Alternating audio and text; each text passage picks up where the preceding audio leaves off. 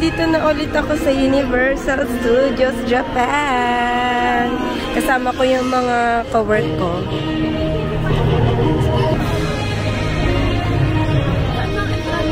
Hey guys! Nandito po kami ngayon sa Universal Studios Japan. And hindi pa kami nakakabili ng ticket. So, pwede kayong bumili ng ticket online or dito sa Lawson. Kasi wala na silang ticket booth doon sa loob. Kaya, bibili muna kami. Nakabili na kami ng ticket. 1 day pass. 11,100 na yung ticket ngayon, guys. Sobrang jikang kakaru bumili ng ticket dito. Kaya, mas prefer na mag-online na lang kayo.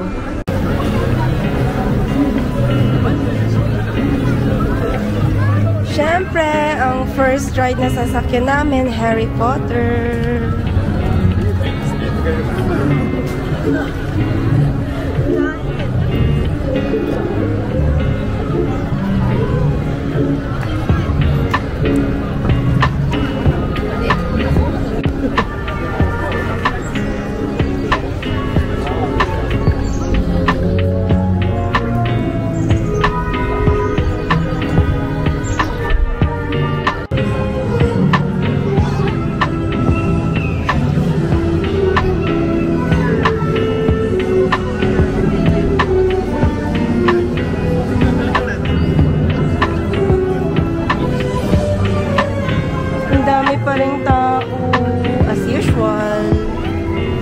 Lagi naman maraming tao sa USJ. Naiwan ako ng mga kasama ko.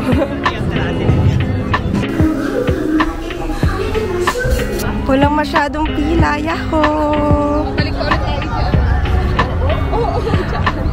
Walang masyadong pila, guys. Kaya diretso na dito sa may parang palooban na to.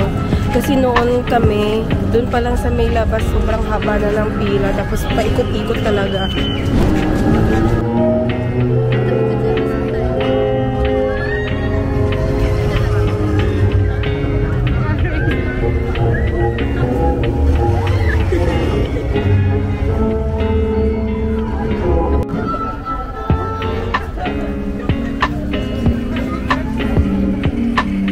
First time ko makakasakay dito, makakasayaw sasabihin ko.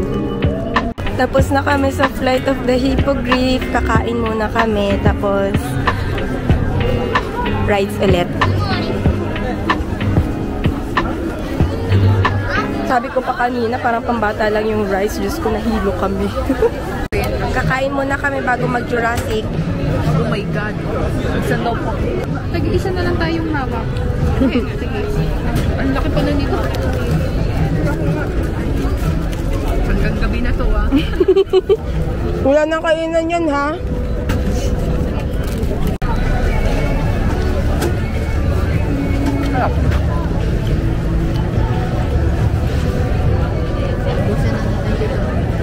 Guys, katatapos lang namin mag-ride sa Jurassic Park na ride at basang-basa kaming lahat.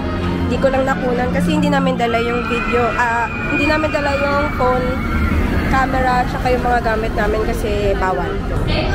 Basang-basa yung jacket ko. Basa, oh.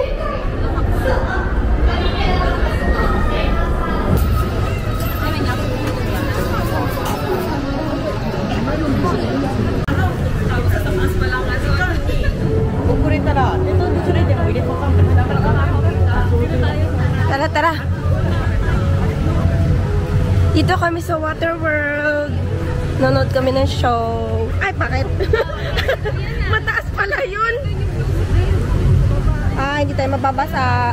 Dito na lang tayo. Baba tayo ng konti. Bakit ayaw mag-start? Ayan.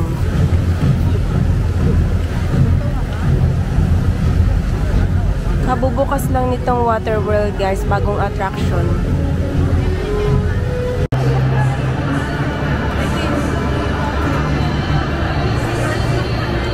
Guys, pauwi na kami. Super enjoy kanina sa Jurassic World. Nabasa kaming lahat. Tapos meron kaming katabi na dalawang Hapon na babae. Parehas basa din. Tawang-tawa kami. Basa yung pet nila.